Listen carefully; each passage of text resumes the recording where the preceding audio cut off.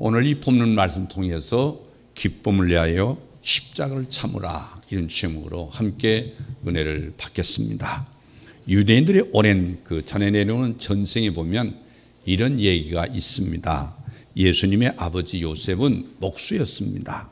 그런데 요셉은 로마 군인들이 주문하는 십자가를 이제 제작해 가지고 특별히 돈을 많이 벌게 됐었는데, 예수님의 아버지가 십자가를 전문 목수였다면 예수님도 십자가를 잘 만들었을 것이라, 이런 전설입니다. 왜냐하면 예수께서 성장하는 과정에 예수님의 고향인 나사렛에 내려가셔서 부모님께 순종하고 부모님을 잘 받들었다고 성경이 말씀하고 있는데, 예수님은 십자가의 전문입니다.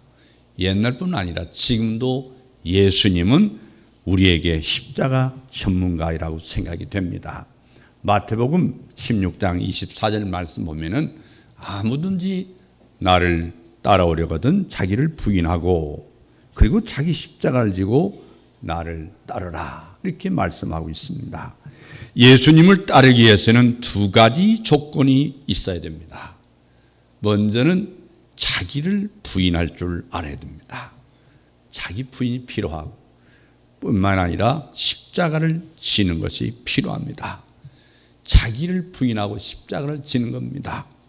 자기를 부인하지 못하면 십자가를 질 수가 없습니다.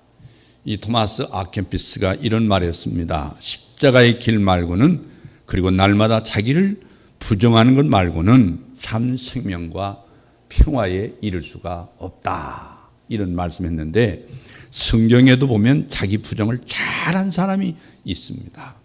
오늘 본문에 나오는 세례 요한인데, 사실은 세례 요한은요 예수님보다 6개월 먼저 이 세상에 왔습니다. 그 세상에 먼저 알려진 인물이 바로 이 세례 요한이라는 선지자인데, 요한복음 1장 19절 보면은 유대인들이 제사장과 레인을 요한에게 보내어서 내가 누구냐, 내가 엘리야냐 에레미야냐 이렇게 질문할 때 나는 아니다, 나는 그리스도가 아니다, 그렇게 대답했습니다. 이 사람들이 몰려와서 오실 그이가 당신입니까? 그렇게 물었습니다. 이 말은 바로 이 세례 요한은 단호하게 나는 아니다, 나는 아니다. 물론 이 당신 누구냐, who are you?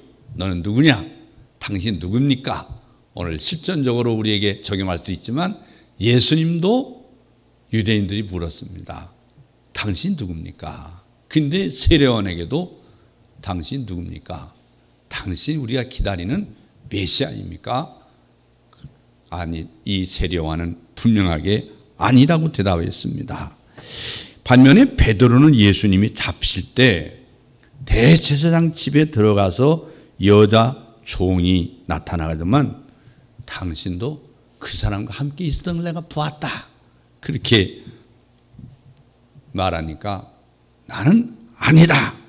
마태복음 27장 69절로 75절이나 또 마가복음 14장 66절로 72절 말씀, 또 누가복음 22장 54절로 62절 말씀, 또 요한복음 18장 15절로 18절 말씀과 25절 27절 말씀, 이렇게 사복음에 전부 다 말씀하고 있습니다. 3번씩이나 나는 아니다, 나는 아니다, 이런 부정은요 의리함도 아니고 겸손도 아닙니다. 단지 자기 도피에 불과한 부정입니다. 여러분, 비굴하고 어리석은 일이 바로 베드로의 부정이죠. 그런데 기독교의 두 가지 상징물이 있습니다. 십자가와 수건입니다. 리차드 포스터가 이렇게 말했습니다. 십자가는 복종의 징표라면 수건은 섬김의 징표다, 그런 말했어요. 이 제자들의 발을 씻기실 때 수건으로 허리를 동으신 것은 섬김의 극치입니다. 그래서 십자가와 수건은 모든 그리스도인에게도 필요한 물건입니다. 십자가는 그래서 우리에게 중요한 상징이기도 합니다.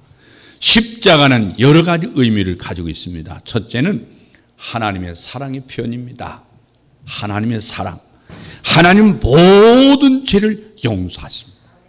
로마서 5장 8절에 보면요, 우리가 아직 죄인 됐을 때 그리스도께서 우리를 위하여 죽으심으로 하나님께서 우리에 대한 자기의 사랑을 확증하셨느니라. 여러분, 이 세상 모든 사람이 기쁨을 찾으러 돈을 찾고 명예를 찾고 권력을 찾아갑니다. 형이학적인 이 세상에 여러분 눈으로 보는 모든 걸 찾으려서 이 기쁨, 이 행복을 위해서 아침부터 밤늦 때까지 찾아가지만 진정한 기쁨도 행복도 없습니다. 여러분, 진정한 기쁨이 무엇인지 아십니까? 나를 발견할 때 기쁨이 있는 겁니다. 나를 발견할 때. 그런데 나를 발견할 때 기쁨이 있다고 말하는데 그 기쁨은 뭐냐면 나는 연약한 죄인이다. 내가 죄인임을 발견하는 것이 위대한 발견입니다. 그래서 심령이 강한 자는 복이 있다고 예수님이 팔복을 말씀하셨는데 이 팔복 속에는 나를 발견하는 것이 복의 첫걸음이다. 행복의 첫걸음이다. 기쁨의 첫걸음이다. 여러분, 이 세상에 수많은 광맥을 찾아가는 광부들이 있지만 수많은 철학이, 수많은 학문이 무엇을 찾아갑니까? 참 진리는 뭐냐? 나를 발견하고 나의 연약함, 죄 가운데서 나를 용서하고 나에게 진정한 형이상학적인 기쁨, 행복을 주실 자를 찾은 자만이 행복자입니다. 여러분, 그렇기 때문에 여러분은 예수 믿고 형이상학적인 영원한 영적 세계를 찾았으니 여러분은 모두가 행복자이십니다. 청능한 진정한 기쁨을 가진 여러분인 걸 주의 이름으로 축원합니다. 하나님은 모든 죄를 용서하기 위해서 이것이 확정된 게 뭐냐면 십자가거든요. 이 십자가를 발견한 자만이 진정한 기쁨의 소유자입니다. 두 번째는 하나님의 공의의 표현이죠. 성경은요, 죄의 싹은 사망이라, 죄의 싹은 사망이라고 로마서 6장 15절로 23절 말씀했는데 하나님은 회개하지 않는 죄는 반드시 벌을 주시지 않습니까? 가장 불행히 회개하지 않는 거거든요. 심지어 성경은 그 아비의 죄악을 자녀 3, 4대까지 갚으리라. 또한 하나님은 모든 죄를 용서하셔야 되고 하나님 절대로 용서하지 않아야 된다, 이런 보증이 있습니다. 하나님의 공의 앞에는 반드시 하나님께서 용서하지 않습니다. 그런데 하나님의 사랑은 용서해야 합니다. 여러분, 이 두 가지 하나님의 성품은요, 인간이 죄를 짐으로 하나님이 모순에 빠지게 됐습니다마는 하나님께서 이 두 가지 모순을 해결하였는데 어디에서 해결했느냐? 십자가에서. 십자가는요, 우리의 죄 때문에 하나님의 공의 앞에 예수님이 죽으신 겁니다. 근데 하나님의 사랑 앞에서는 우리는 사실 행복자이지만 하나님의 아픔이거든요. 하나님의 아픔이요. 이 십자가에서 예수님을 죽게 함으로 우리를 살게 해 주셨습니다.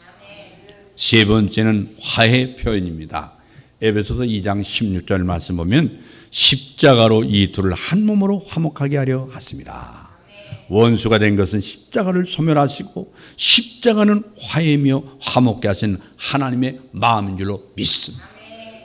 오늘 여러분 속에 근심 걱정과 두려움과 병과 질고 속에 있는 여러분 마음속에 하나님과의 십자가로 인한 화목과 화해가 이루어져서 마음의 진정한 평강이 임하기를 주의 이름으로 축복합니다. 할렐루야. 이런 복음주의라고 여러분 혹시 들어보는지 모르겠지만요, 이 복음주의의 기본적으로 네 가지 두드림 증표가 있습니다. 이게 지금까지 2000년 동안 주장했던 정통 기독교입니다. 이 기독교 형태를 보면 첫째는 십자가로 전인의 변화입니다. 전인의 변화. 이 컨버전이라고 하는. 진짜 우리가 변화됐습니까? 예수 믿고 우리 인격이 변화되고 말이 변화되고 생각이 변화되고 사상이 변화되고 삶의 가치와 목표가 변화되고, 여러분 진정 변화된 게 전인의 변화가 기독교 복음입니다. 두 번째는 십자가는 복음인데 십자가로 삶 속에서 신앙을 갖는 겁니다. 이게 중요하고, 이 액티비즘이라고 하는 것은 우리는 예배 때만 할렐루야 아멘인 게 아니라 삶 속에서 그 아멘이 살아있어야 되고 삶 속에서 할렐루야가 살아있어야 되는 거죠. 행활이 없는, 생활 속에 실천이 없는 기독교는 그것은 사교입니다. 기독교가 아닙니다. 세 번째는 십자가로 성경의 모든 초점을 맞추는 신앙입니다. 성경적인 신앙입니다. 네 번째는 그리스도 십자가에 초점을 맞추는 신앙인 것입니다. 십자가는요, 우리 신앙의 초점입니다. 그리고 신앙의 전 내용이 십자가입니다. 사순절 고난주간에만의 십자가 아니라 날마다 십자가를 묵상하며 십자가 우리 신앙의 중심에 살 수 있도록 다짐하는 시간이 바로 오늘 시간이 되기를 주의 이름으로 축원합니다. 할렐루야. 왜 오늘 십자가를 참아야 되느냐? 첫째는 여러분 기쁨을 원하십니까? 진정한 기쁨을 위한다면 십자가를 참으라. 십자가를 참으십시오. 오늘 성경에 보면요, 그는 그 앞에 있는 기쁨을 위하여 십자가를 참으사. 십자가를 참아야 하는 것은 앞에 있는 기쁨 때문에 참으라. 썰렁한 개그가 하나 있습니다. 우리 앞으로 만나지 말자. 이 말을 들은 친구가 그랬습니다. 깜짝 놀라면서 아 그래? 그렇다면 다시 우리는 뒤에서 만나자. 앞으로는 만나지 말고 뒤에서 만나자고요. 근데 진정 하나님 앞에서는요, 코람데오 앞에서 만나야 돼요. 하나님 앞에서. 하나님 앞에 봐야 합니다. 앞에 있는 걸 기대해야 됩니다. 여러분 오늘날 이제 코로나 때문에 비대면 예배라고 그래서 여러분 사이버 예배가 굉장히 유행 같지만요, 예배는요 집안에 있다가 눈곱 끼고 앉아가서 TV 틀어가지고 아니고 유명한 목사님들 설교 듣는 게 그 예배가 아닙니다. 설교 듣는 거지 예배가 아닙니다. 예배는 희생이 따라야 됩니다. 오늘 이렇게 우리 어르신들이 하나님 앞에 나올 때, 이 언덕을 오를 때 힘겹지만, 물론 본거 타고 나와서 힘은 주시지 않았겠지만요, 차가 좀 힘들었겠지만요, 그러나 이 성전에 예배드리기 위해서 아침에 일찍이 준비했습니다. 사실은 어제부터 준비했는지 모릅니다. 희생이 따는 것이 예배거든요. 희생이 없는 예배는 예배가 아닙니다. TV 앞에서 열린 예배라고 해서 사이버 예배 쳐다보고 있다고 해서 나 예배드립니다. 그건 예배가 아닙니다. 구약에 돌아가 보십시오. 구약의 하나님 앞 예배는 희생의 예배가 따릅니다. 그게 구약의 레위기에 나타난 5대 제사입니다. 그 5대 제사를 하나로 이루어진 제사가 주님의 갈보리 십자가의 제사입니다. 이 제사는 희생이 따랐습니다. 희생이 없는 하나님의 공의 앞에서 용서가 되지 않습니다. 오늘 우리가 하나님의 고람 대우의 신앙으로 하나님 앞에서 만나고 있습니다. 하나님도 그랬어요. 내가 그 성전에서 너희를 만나겠다 그랬어요. 만나겠다. 할렐루야. 만나겠다. 진정한 인카운팅, 하나님과의 진정한 만남이 있을 때 하나님의 역사가 일어나기 시작합니다. 이런 기쁨을 원하신다면 앞에 있는 기쁨을 위하여 참아야 된다.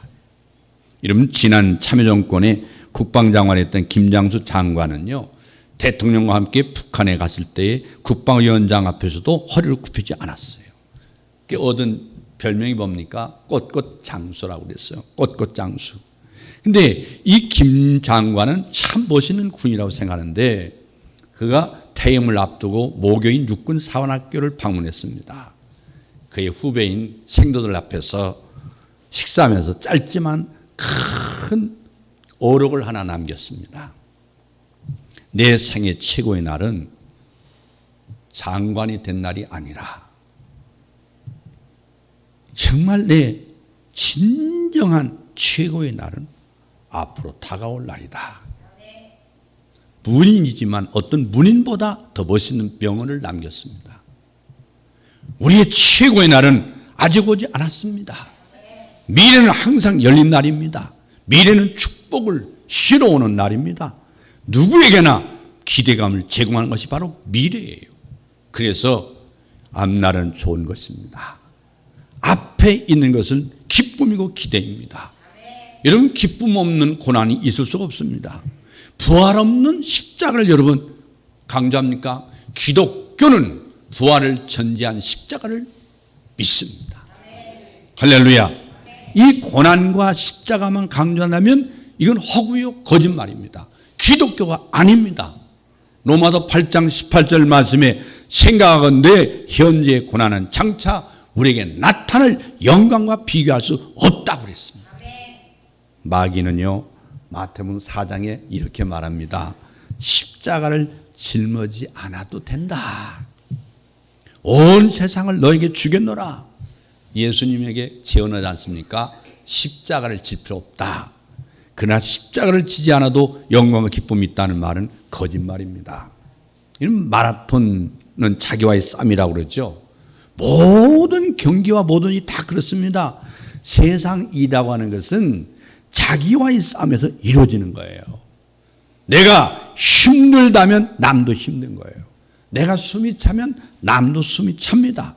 그러므로 참아야 되죠. 인내 후에 기쁨을 기대해야 됩니다. 히브리서 12장 1절 보니까 인내로서 우리 앞에 당한 경주를 하며 그 말이 있잖아요. 이 경주자에게 인내는 필수입니다. 앞에 있는 기쁨을 기대하며 참아야 되는 거죠. 앞에 있는 영광을 위해 참음으로 바로 십자가도 은혜가 되는 거예요. 고통도 기쁨이 되는 거예요. 지금 올해 벌써 우리는 1, 4분기, 2, 4분기, 3, 4분기, 4, 4분기에 와 있습니다. 교회력에 따라서 11월이면 한 해를 맞추게 됩니다. 지금까지 10달 동안 잘 참아왔습니다. 그리고 지금 내가 예수 믿은 걸 70년, 80년, 아니 90년, 아니면 10년, 20년 내가 예수 믿은 분. 여기 권사님들 중에는 오랫동안 예수 믿은 분이 있어요. 어렸을 때 주일학교에 다니신 분들은 지금 적어도 80년 이상 예수 믿은 거예요. 80년 이상을. 예. 오직 앞에 있는 기쁨을 바라보고 십자가를 참아 오셨습니다. 반드시 부활의 축복이 있는 줄로 믿습니다. 이런 동양 사람은요, 고통을 망각하려고 하는 게 바로 철학이죠. 동양 철학은 뭡니까? 고통을 망각하려고 합니다. 근데 서양 사람들은 그 고통을 약으로 달래려고 합니다. 약으로. 그러나 고통은 극복돼야 하는 것인데 고통을 가까이 짊어질 때만 그것을 극복할 수가 있는 거예요. 십자가는 피한다고 되는 게 아닙니다. 오히려 기쁘게 달개쳐야 한다 그 말이에요. 여러분, 진짜 십자가는 기쁘게 지면 가벼워지고 십자가에서 소망의 꽃이 핀다는 사실입니다. 그러면 십자가는 끝입니까? 그렇지 않습니다. 그리스도의 복음은 새로운 삶의 시작이 아닌 죽음은 없다는 사실이에요. 부활이 없는 십자가는 없습니다. 이 부활의 빛을 밝히고 있지 않는 어둠 또한 없습니다. 여러분, 나에게만 주어진 고통은 없는 거예요. 현재의 고통은 인내를 위한 것입니다. 인내는 장차 올 영광을 우리에게 실어온다는 사실을 깨달기 바랍니다. 여러분, 찬송가 487장에 보면요, 아주 좋은 가사를 볼 수 있어요. 어두운 후에 빛이 오며 바람 분 후에 잔잔하고 소나기 후에 햇빛 나며 수관 후에 쉼 있네. 연약한 후에 강건하며 애통한 후에 위로받고 눈물 난 후에 웃음 있고 씹은 후에 추수하네. 괴로운 후에 평안하며 슬픈 후에 기쁨 있고 멀어진 후에 가까우며 고독한 후에 친구 있네. 특히 4절이 참 좋은데요. 고통한 후에 기쁨이 있고 십자가 후에 멸류관과 숨어진 후에 영생하니 이러한 도는 진리로다. 영광 없는 고난은 없다 그 말이에요. 보상 없는 수고 또한 없는 걸 믿으시길 바랍니다. 여러분, 인내는 4가지 차원이 있습니다. 자기 자신의 처해 있는 환경에 대해서 인내하는 사람이 있고, 자신이 만나고 있는 사람에게 인내하는 것이고, 또한 우리가 믿고 있는 하나님을 향해서 인내하는 게 있고, 우리 자신을 향해서 인내하는 것입니다. 바울은요, 고린도전서 13장에 보면 사랑을 15가지 덕목으로 해석했어요. 15가지나. 그 사랑 속에는요 15가지의 덕이 있다는 거예요. 그러면서 거기에 3번이나 인내를 강조하고 있습니다. 인내. 오래 참고 모든 걸 참고 모든 걸 견디느니라. 사랑은 분명히 인내해야 된다. 인내. 제가 TV 보다가 돌아가신 어머니 아버지 생각하면 가끔 울고 앉아서 어제도 유행가 부르는데도 훌쩍훌쩍 눈물이 나더라고요. 회초리라고 하는 유행가를 제가 듣다고 울었어요. 어려서 맞는 회초리는 아팠지만요.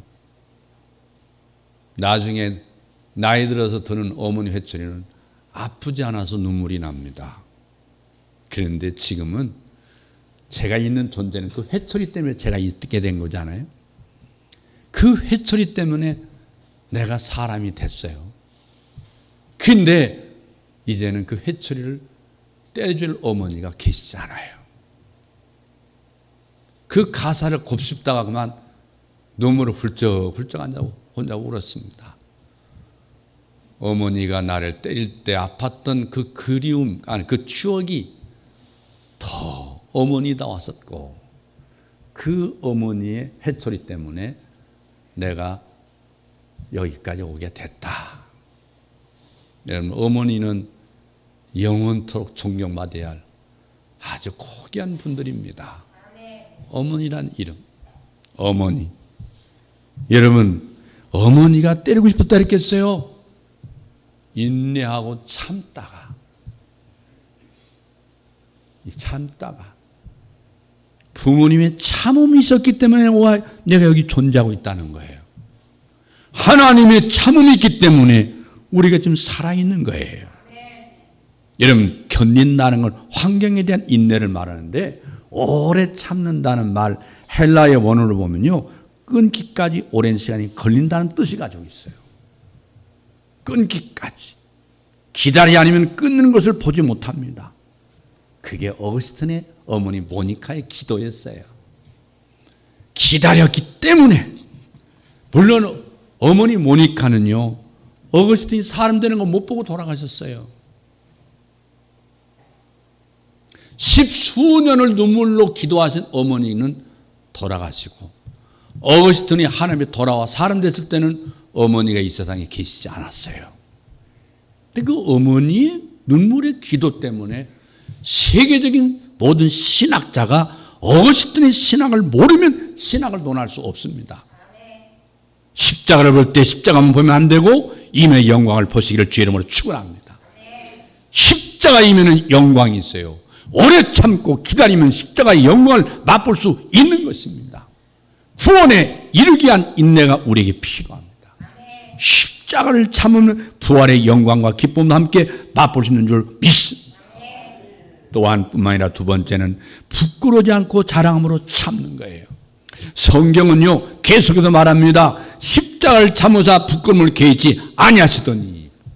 마태복음 27장 27절 44절과 히브리서 12장 오늘 본문에서 말씀하고 있지 않습니까? 십자가는 부끄러운 형벌이지만 부끄러워지 않았다. 오히려 자랑했다. 당시 십자가형을 받았다는 그 자체가 부끄러운 일이에요. 예수님께서 재판을 받을 때 헤롯은 내가 이적을 행해 보라 조롱하는 말이었어요. 네가 그리스도냐 구세주냐 십자가에 내려와라. 십자가를 지고 고난의 길을 가실 때도 수많은 연도의 사람들이 조롱했습니다.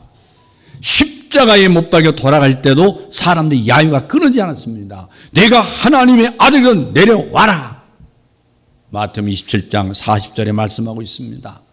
하나님의 아들에게 하나님의 아들이거든, 이 말 자체가 조롱이죠.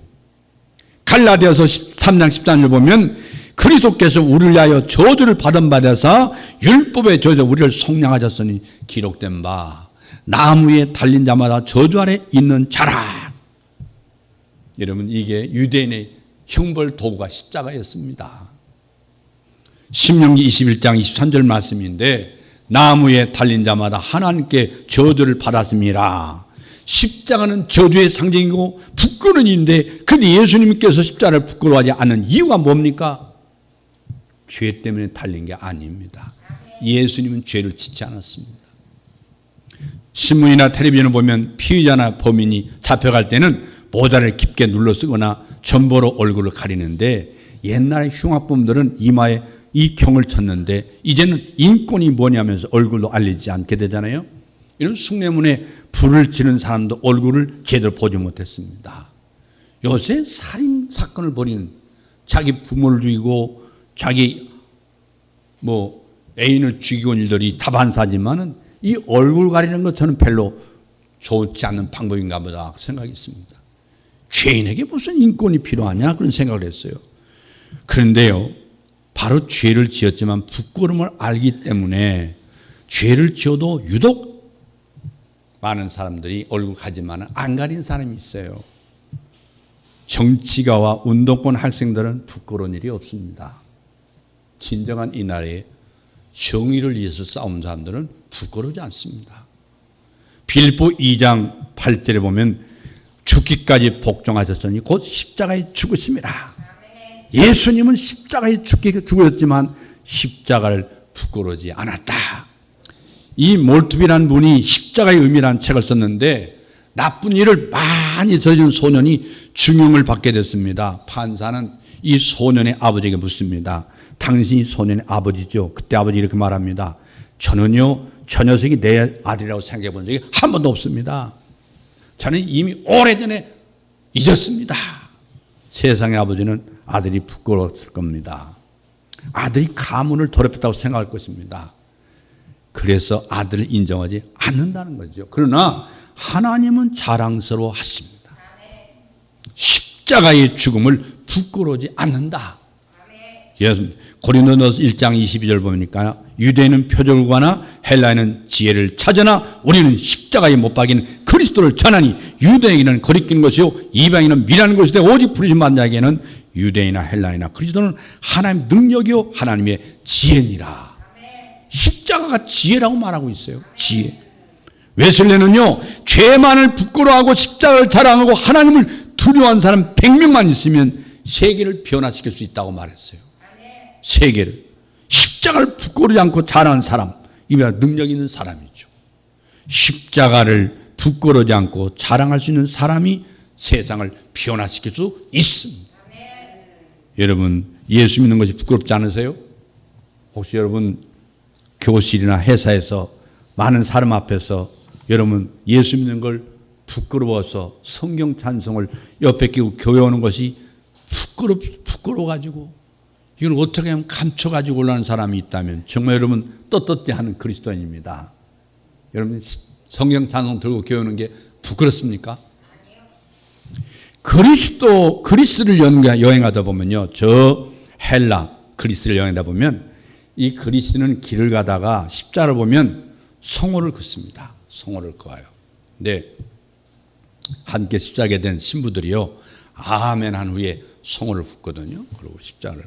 근데 어느 성공의 신부에게 물었어요.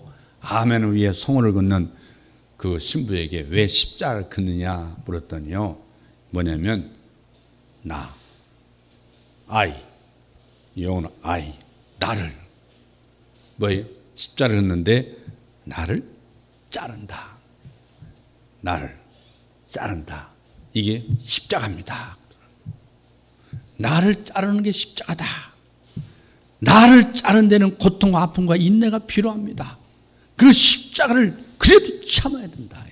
십자가를 끝까지 참아서 멸류관을 얻는 저와 여러분이 되기를 죄로 축원합니다. 나를 살아야 된다. 그리스도의 표시를 가진 것은요, 그 당시에는 유익할 게 없습니다. 예수 믿는 자체가 목숨이 날아가는 일이었기 때문에 로마에 학정이 있던 유대인들이 예수를 믿는다는 자체가 두려움이에요. 두려움. 그런데 그 앞에서 십자가를 자랑한다는 자체는 목숨을 내놓은 거예요. 목숨을 내놓은 거예요. 그래서 갈라디아 6장 14절에 보면 내게는 우리 주 예수 그리스도의 십자가 외에는 결코 자랑할 것이 없다. 예수 그리스도 말미암아 세상에 나를 대하여 십자가에 못 박이고 내가 또한 세상에 대하여 그러하니라. 바울은 십자가를 부끄러워하지 않았다. 할렐루야. 여러분 찬송가 27장에 그 부끄러운 십자가 날 위해 지셨네. 예수님 부끄러운 십자가를 날 위해 지었다고 했어요. 나도 십자가를 자랑하며 짐으로 부끄럽지 않는 십자가를 여러분 지시기를 주의 이름으로 축원합니다. 결론의 말씀입니다. 2001년 9월 어느 날이요, 건설 노동자 프랭클 셀리키아가요 9.12 사태로 무너진 뉴욕에 있는 세계 무역센터 그 무너진 붕괴 현장에 자원봉사자로 나갔습니다. 그 참사 속에서 20피트나 되는 십자가를 그가 발견했어요. 20피트. 그럼 1피트가 얼마냐면 0.3048m예요. 그걸 20피트로 곱하니까 6m가 높아요. 6m. 근데 그는 붕괴 현장 곳곳에 십자가가 널려 있구나. 그 철 빔들이 십자가 모양으로 잘라져 흩어진 걸 보면서 십자가라고 본 거예요. 하나님은 이런 참사가 바로 가운데도 우리와 함께 계신다. 이런 소망을 그는 거기에서 발견했다는 거예요. 지금 우리 주에는 십자가 얼마나 많이 몰라요. 여러분이 지금 이제 몸이 아파서 고통스럽습니까? 그 고통이 십자가일 수 있습니다. 이런 마음고생하십니까? 십자가일 수 있습니다. 여러분들이 생활고에 지칩니까? 십자가일 수 있습니다. 그러나 그 십자가 속에 나 홀로 고통당한다고 생각하면 여러분 영원히 고통에서 해낼 수 없습니다. 이 고통 속에 하나님의 십자가, 하나님이 우리와 함께 계신다는 사실을 믿으십시오. 여러분이 가지고 있는 수많은 그 십자가가 여러분에게 기쁨을 줄 것입니다. 존 파이퍼라는 사람은 모든 노동 시간은 십자가를 자랑하는 것이 된다 그랬어요. 우리 삶의 현장에서, 노동 현장에서 십자가를 발견하기를 주의 이름으로 축원합니다. 우리의 삶의 현장에서 하나님이 우리와 함께하는 걸 믿으시기를 바랍니다. 십자가를 바라보고 십자가를 자랑하면 우리의 삶의 현장에서 수많은 십자가를 발견할 수 있습니다. 어떤 십자가? 하나님이 나를 사랑하셔서 나와 함께 계시다. 나와 함께 계시다. 제가 활천이 역사가 오래됐는데요, 교단 잡지지만 1984년도에 갑자기 제가 객원기자라고 활천사에서 글을 빨리 하나 써달라. 너는 내 것이다. 그 글을 제가 찾아서 그 두꺼운 책에 찾아서 그 수필을 읽게 됐어요. 제 신앙 간증문이지만요. 제가 그 살아온 지금 목회 현장에서 정말 고생했어요.